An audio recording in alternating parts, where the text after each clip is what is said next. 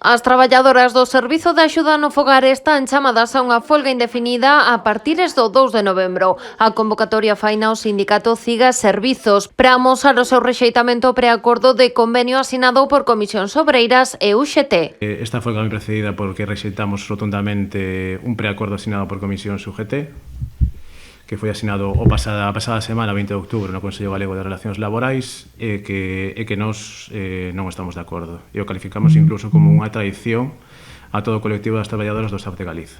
Vale.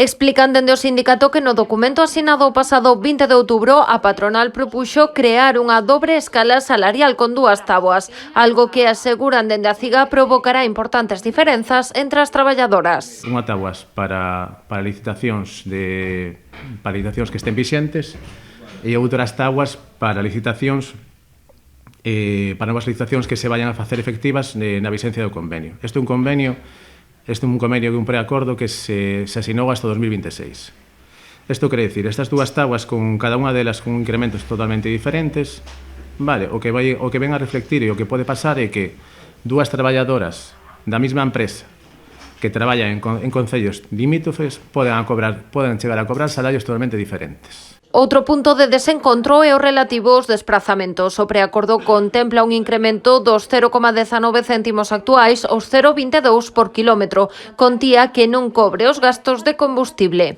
Le poñer o primeiro domicilio máis lonxe posible, non lle poñen o primeiro domicilio cerca da casa para que ela perda menos quilometraxe, senón que lle poñen o máis lonxe posible. E hai traballadoras que están facendo 30 kilómetros para desplazarse, en concellos que son moi grandes e que abarcan o rural. Entón, é dicir, con este convenio están, de verdad, que se están condenando a precarización total.